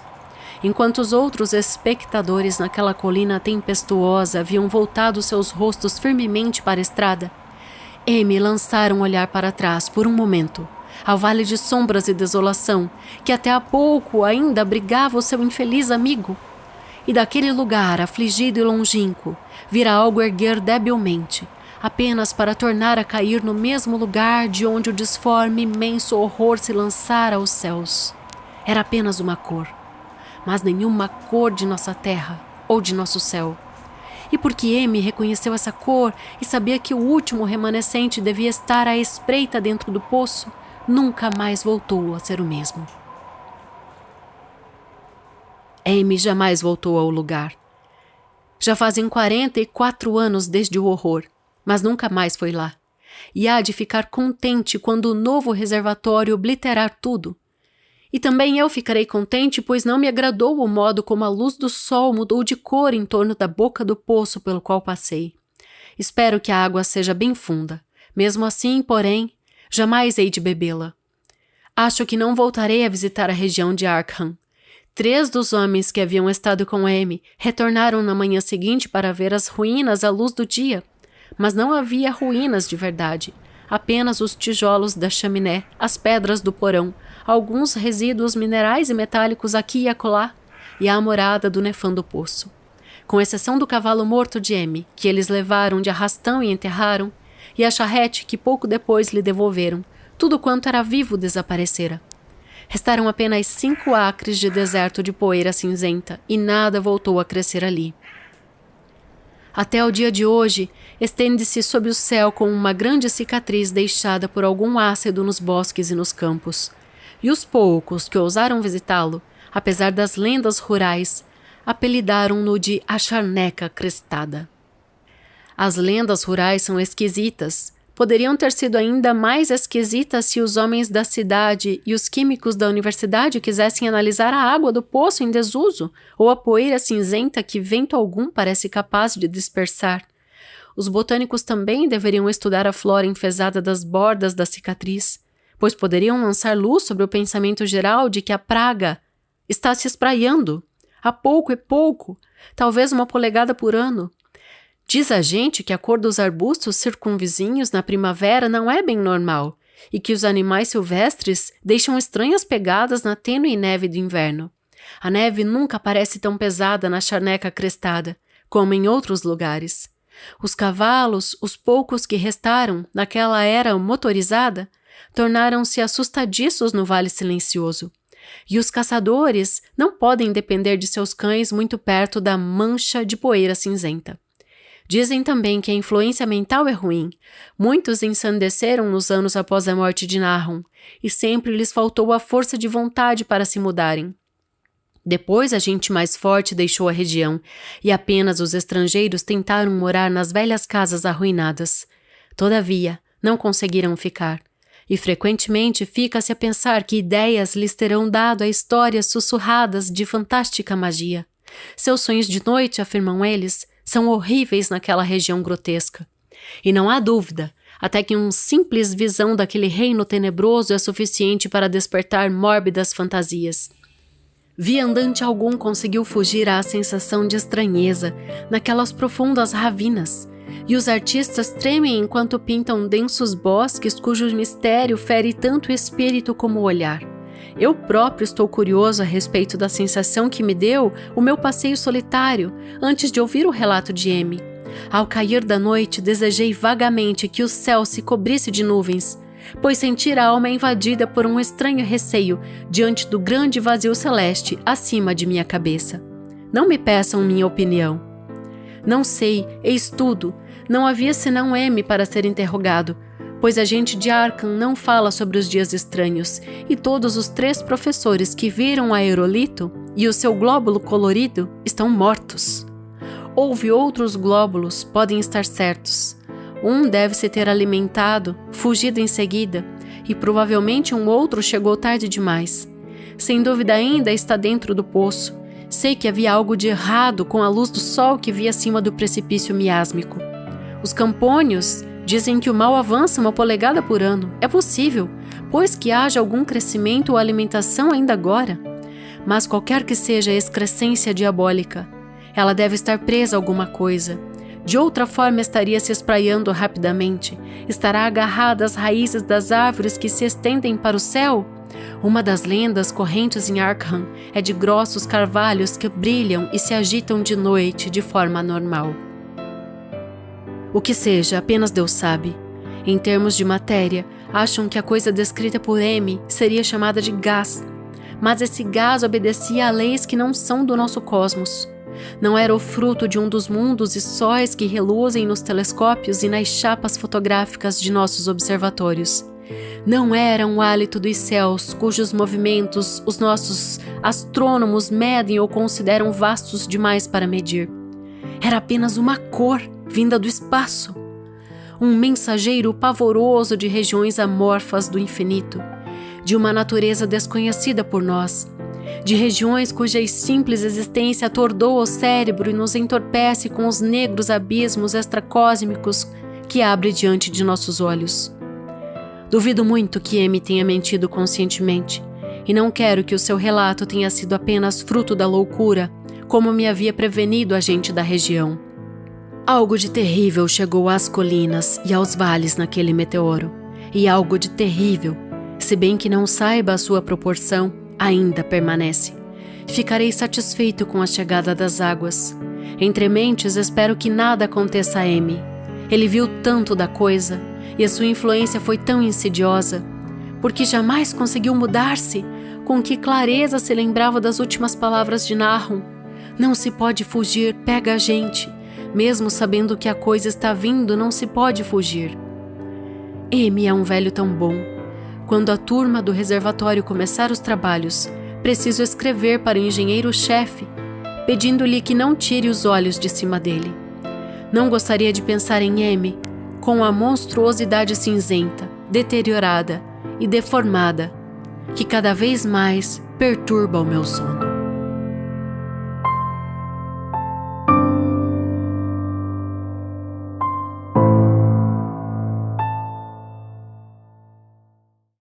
E esse foi A Cor que Caiu do Céu, de Howard Phillips Lovecraft. Sobrenatural, suspense, horror, tudo que há de bom pra assustar. E que a gente vê hoje se apropriando, né, nas mais diversas histórias, né? Cinema, música, séries, HQs, livros, tudo. Sim, usa isso. A gente acha muita semelhança, né? E aí vou puxar algo bem recente, que é Stranger Things, que é completamente influenciado por Lovecraft. E, enfim, hoje a gente, na ficção científica, eu acho predominantemente, né, que a gente vê essa influência bem grande de Lovecraft. Aí, por que não tem tantas obras que são adaptadas fielmente, né? Não tem, tipo, a história de Call of Cthulhu. Baseado no livro tal. E teve até o filme desse conto que a gente ouviu hoje com o Nicolas Cage. E é de 2019, não é muito antigo não, que é um filme baseado nessa história do Lovecraft. E é produzido pelo Elijah Wood, inclusive, que é o Frodo, né? Mas assim, são adaptações meio dispersas, porque... Você não falou o nome do filme. É A Cor que Caiu do Espaço. Ah, tá. Que caiu do céu. São adaptações soltas porque é muito difícil você adaptar uma obra do Lovecraft, porque tem muitas coisas que você apenas imagina, né? Então, como essa cor aí, como é que você vai... tem que ter um diretor, assim, muito criativo. Eu queria ver uma obra do Lovecraft pelo Christopher Nolan, por exemplo. Ele ia fazer umas coisas muito inventivas pra passar aquela sensação, mas como é que você vai adaptar uma cor, né, que você não, que ela, tipo, é só uma coisa que suga, que não tem cor, é um gás, real. Né? Ele cita o cinza, né, o mais próximo, até porque ela vem fenecendo, né, ela vem queimando tudo, né, murchando e queimando tudo, né. A gente sabe que quando uma flor, por exemplo, tá murchando, ela fica acinzentada, né. Mas é a única cor que você consegue imaginar, mas é uma cor realmente diferente de tudo, né? Porque até ela solta brilho também. Regido por outras leis da natureza. Então, e essa obra aí dele falam que o que ele conseguiu capturar, assim, o que fosse uma vida alienígena que ele conseguiu melhor capturar isso porque é uma coisa inexplicável, né? E isso é muito inerente aos contos dele, né? O inexplicável, que a gente... Tipo, Cthulhu, é uma coisa que a gente nem que é pronúncia que um humano falaria, mas ninguém sabe como é que pronuncia. Então tem todas essas coisas inexplicáveis que vêm muitas vezes de fora, né? Então daí que vem o terror cósmico e que não fazem sentido para os humanos aqui. E eu vou entrar aqui com uma citação do Todorov mesmo, que foi quem explicou o que é fantástico e o que é insólito pra gente dentro da teoria da literatura. Um trechinho aqui, ele fala que as leis do mundo seguem sendo o que são.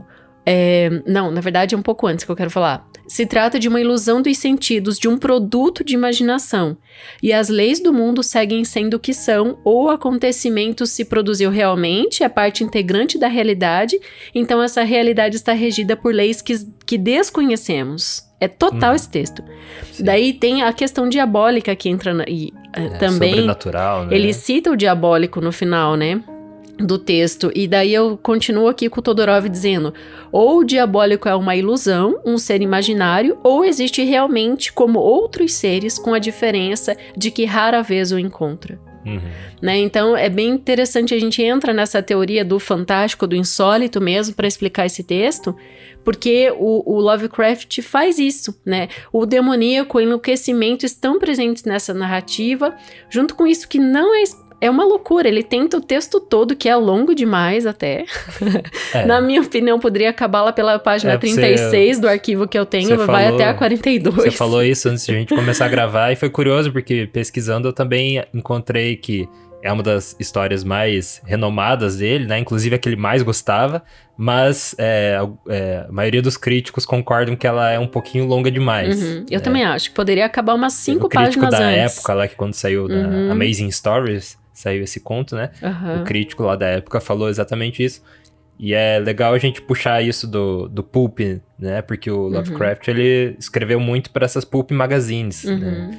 E a Amazing Stories era uma dessas revistas aí. Assim como a Weird Tales, né? Que Weird Tales, que ele foi rejeitado, inclusive, pela Weird Tales. E daí a produtividade dele declinou bastante quando ele teve essa rejeição, bem curioso. E a Amazing Stories é uma que ele contribuiu, pagaram 25 pilas pra ele fazer. Em reais ou em dólares? Em dólares, mas convertendo dá, tipo, hoje é cerca de $400, assim, que é... Por um testaço.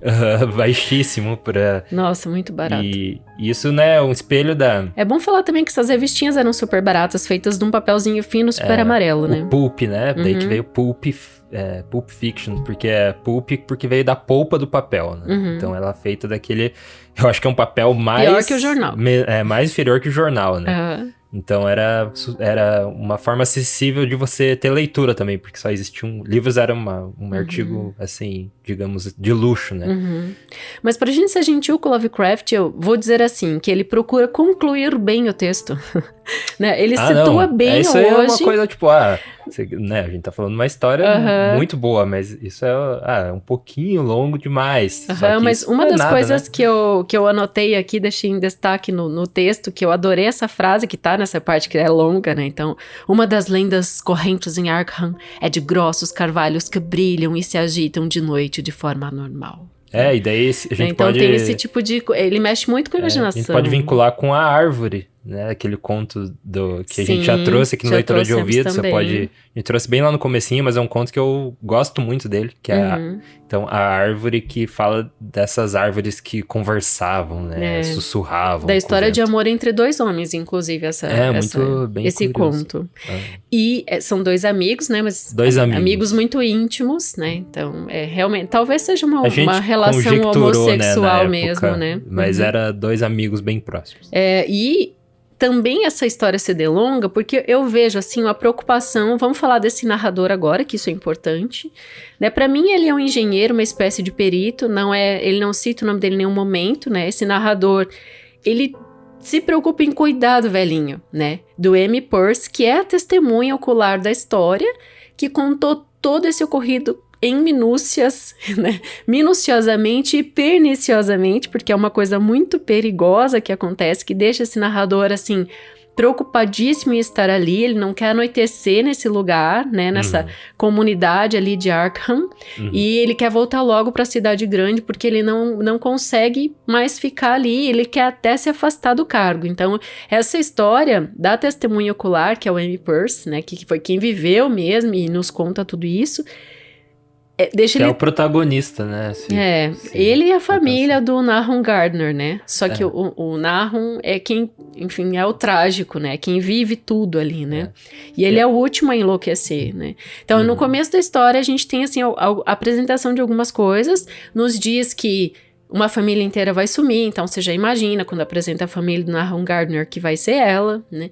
Mas tem alguns fatos assim, o M. Peirce no começo, quando acontece, né, que a Universidade de Miskatonic vai lá e ele o tempo todo tá junto com os pesquisadores e o amigo dele, ele tem 40 anos quando cai o meteorito, e isso é junho de 1882.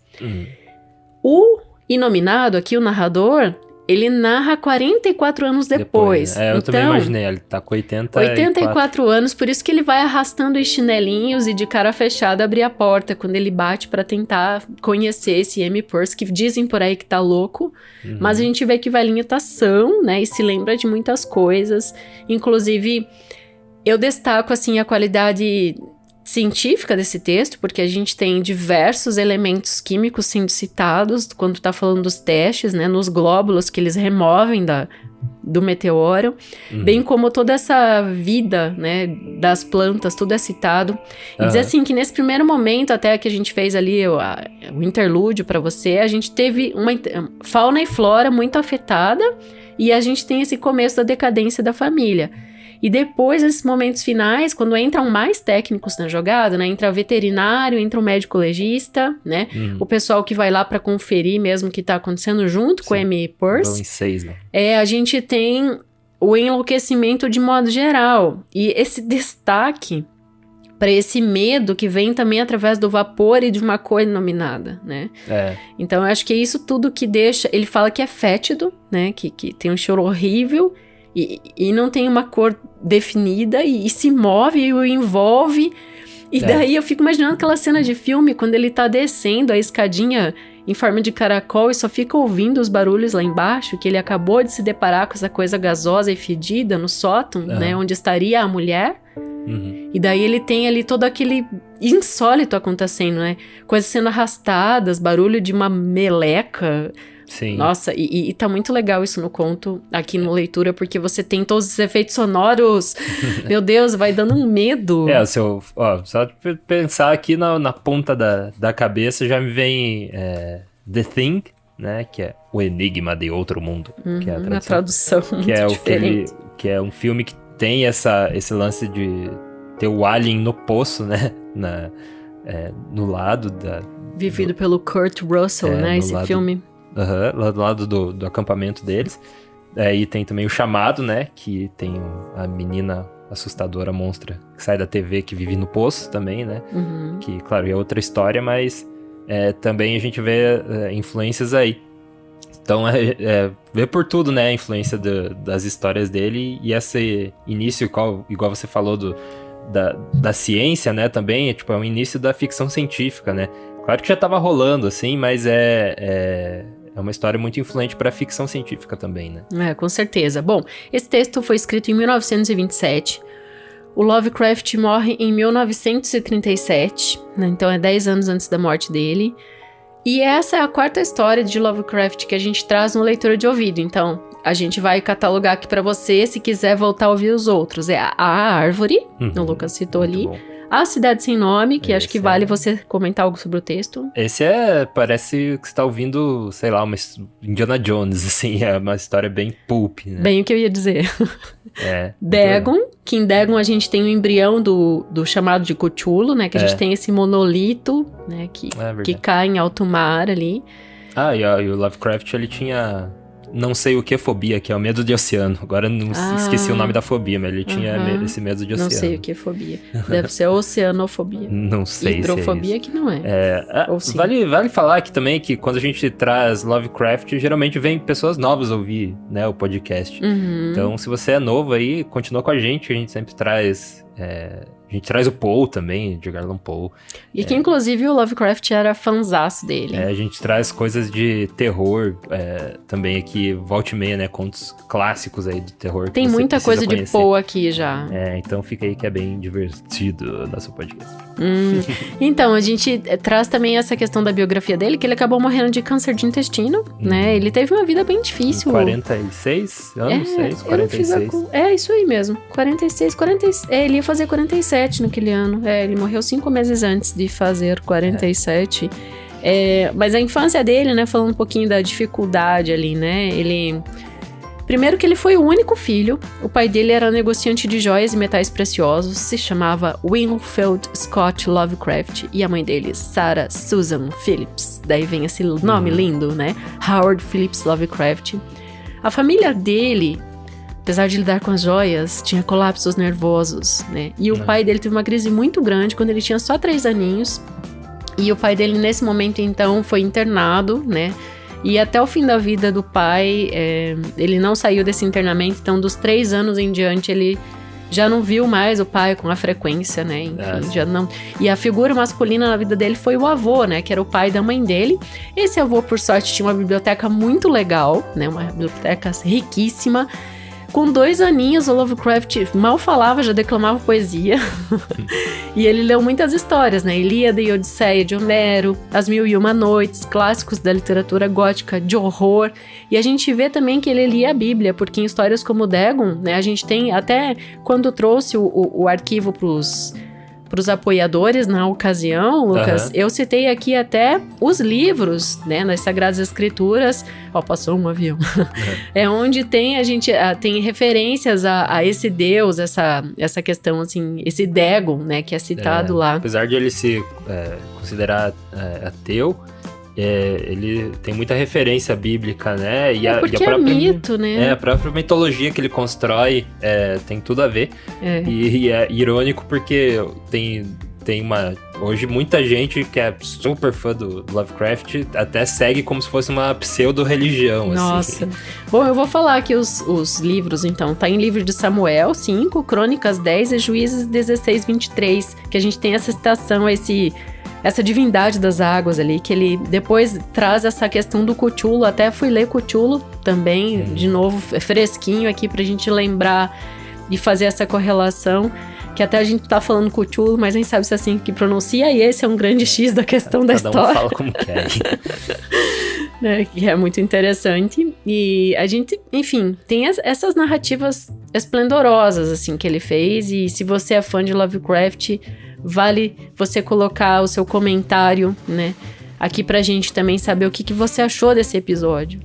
Tem a caixinha de comentários aí embaixo do Spotify. Olha só, ele também conseguia ficar acordado por várias horas, sem ficar irritado, né? E como é que é o nome disso? Não sei o que é acordado. Mas ele conseguia ficar até 40 horas. Nossa. Já teve relatos, assim, dele ter uns deadlines apertados pra entregar textos e tal, e ele ficar assim por 40, 50... tem relatos de 60 horas que ele ficou acordado direto. Que loucura. Sem dormir. Claro, pode ter ópio envolvido, sei lá. Provavelmente, né? A cocaína eu sei que pode deixar acordado, né? Mas tem esse relato dele aí. E eu também acho que ele trouxe isso no outro episódio, mas vale repetir aqui, ele foi o ghostwriter do Houdini, que é o maior mágico de todos os tempos, né? Eu não lembro dessa informação. Do Harry Houdini, então ele lançou um conto lá, quem escreveu foi o Lovecraft como escritor fantasma. E vale lembrar que o Lovecraft ele morreu bem pobre, assim, e o reconhecimento dele veio depois da morte, né? Então, teve na carreira dele ele não teve esse reconhecimento, não. Foi, né? Hoje eu imagino que ele pensar de citar influência dele em tudo, né, que a gente consome de entretenimento, principalmente ficção científica. Mas será que também ficar acordado tem a ver com as crises nervosas da família? Porque assim, a mãe dele também morreu de colapso nervoso, e a mulher com quem ele foi se casar, que era judia e era 7 anos mais velha que ele, também enlouqueceu, foi parar no sanatório. Ela tinha uma loja de chapéus na Quinta Avenida, lembra? A mulher dele é a Sonia Green, e ela morreu bem depois dele, né? Não sei quanto tempo, mas ela viveu ainda bastante depois da morte dele. Mas ele foi forçado a pedir o divórcio dela quando ela foi internada. A família forçou, que ele acabou tendo que... Eu achei uma curiosidade aqui de uma entrevista que ela deu em 1969, que ela falou que o marido dela nunca procurou ela sexualmente. Uau! Loucura. E também tem mitos que daí que vamos trazer aí, né? Que a pele do Lovecraft, ela é super gelada, que ele tinha tipo um sangue de réptil, assim. Nossa. E não tem também nenhuma gravação da voz dele, mas dizem que ele tinha uma voz bem fininha. Então pela foto eu também imagino ele com uma voz mais fininha. Nossa. Bom, tá aí o cara que construiu esse universo próprio, né? Envolto em tentáculos, não tem tentáculos necessariamente de bicho, mas a gente vê os tentáculos das árvores subindo nesse texto. Escuridão tem muito nesse texto. Oculto, cidades submersas é o que vai virar então a charneca crestada.